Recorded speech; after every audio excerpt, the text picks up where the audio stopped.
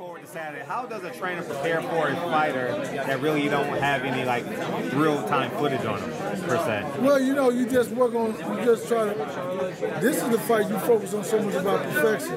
Make them do every step, every move, every hand position, everything is perfect. That's my key. And there's enough to watch, to see kind of a little bit of a tendency in what he does. And he do some things consistently over and over and over. And you just kind of go with that. But he has the ability to come in there and be anybody he wants to on Saturday. So we have to be prepared for the best of the best. How exciting is to have a major fight in your backyard? You don't have to travel or nothing. Just drive your car into the Star. You don't catch no plane or nothing. Hey, well, realistically, I like to get the miles myself. I'm in and out. You remember, go and disappear. So we're here. It may make it a little bit more hectic for me to move around in Dallas and get around, but I love it, man. I'm happy. Hey, D, you may have been asked this question already, but what's it been like having Charlo and Spence back-to-back fights the last few weeks for you, going back and forth, and you know you're living this experience for the first time as well with those two guys together fighting at the same time. It's kind of different. You know what? It's exciting, but it's difficult to strategize with two different fighters. One a very difficult opponent in Austin Trout, and another difficult opponent in Carlos Ocampo, because there's not a lot of footage. So you focus, you got to go hypothetical. Focus on it. So it's like it's a back and forth switch. But like this last week has been great because I've been so focused on Carlos, so focused on Errol, and so it's really good. Was it almost a relief to get that Charlo fight, to get the win, so you can now just have a week to focus with EJ? No relief yet. Relief is on Saturday night after the fight, after the decision, or after the, everybody talks. There's no relief because you're still in the moment. It's like you never get down because as soon as I get home, I'm back in and I go back to work, back training fighters, so it's like nothing changed. So it's like just sitting on top of my job. Is this the sharpest that EJ has looked in a training camp, having Charlo in there for the full time? Or is this how he usually comes out of it? Yeah, well, he kind of looks good the same way, man. He's always very focused, very poised, and his counterpunching ability is really good. So you'll see a lot bit of that. And he said he's going to be counterpunching, so it's going to be a lot of great action because two guys counterpunching. The fight could be action-packed or it could be very boring because nobody landed punches from what Ocampo is saying, so it's good. EJ likes to kind of do he's kind of deliberate but aggressive at the same time. He picks his shots. He doesn't waste any punches.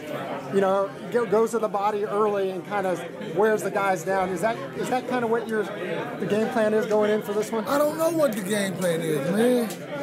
We're working on a whole lot of everything. This fight, boxing is so situational that you can't really. You can have a strategy, I'm going to do this in this round, do that in this round, but it's so situational. The guy may switch up, so you have to be prepared for every situation, every obstacle he presents, opposed to having an all-out game plan on this round, I'm going to do this round, I'm going to do that. So it's so much about training for the situation, training for the probability, training for whatever the guy does is what we focus on so much about other than strategy and game plan, because strategize one round, doesn't work. Throw that away, it'll come back out. So it's everything is situational for me. Go ahead, I'm sorry. Did you get a chance to watch Crawford fight? No, I didn't. No. Didn't watch it? I never really go back and watch fights if I know the outcome. And this is really that good. It was a fight a couple weeks ago that I actually went back to watch. Even though I knew the outcome, so I mean, it was okay. Now, in addition to Errol Spence coming out partying, when you wake up Sunday morning, your gym is going to be the hotbed in Dallas, in North Texas. Can you speak upon now? You're basically Mayweather Gym South. No.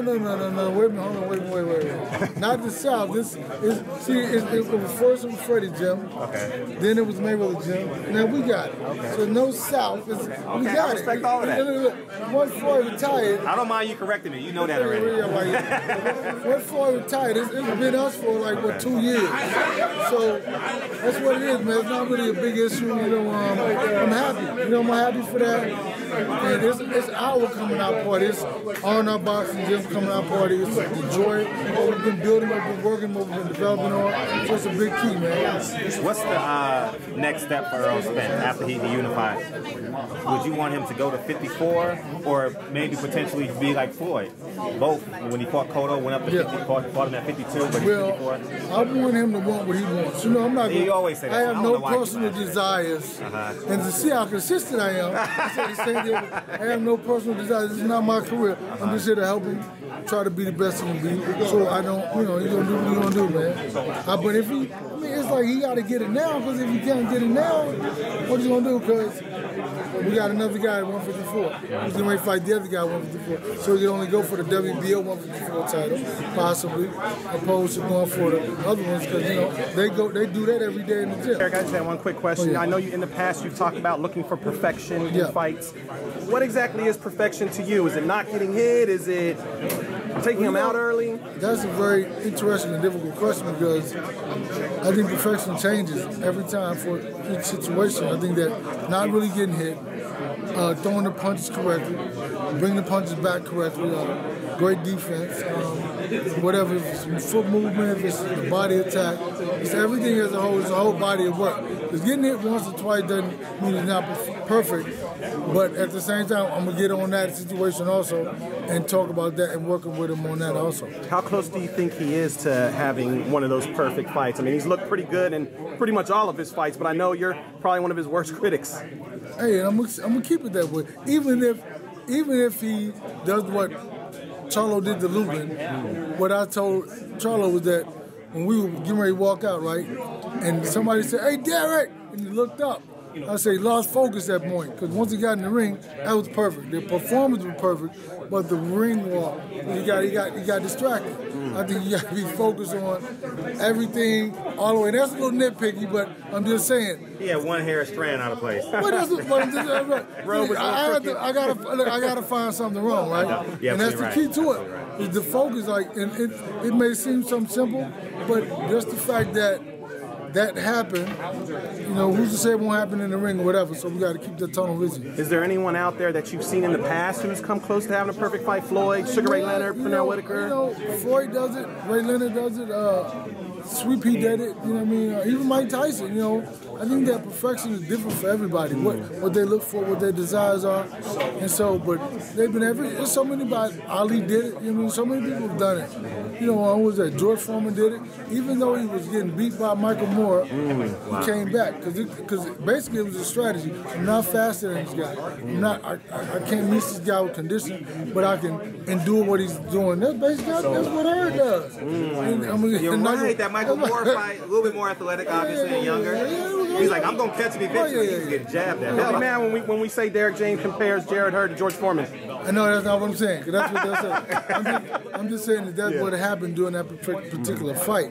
Not to say that that's what he does, because he fights throughout the fight. Because he puts the pressure on you that you have to fight, and that's where the tires and wheels break off because he puts so much heat on you, so much pressure on you.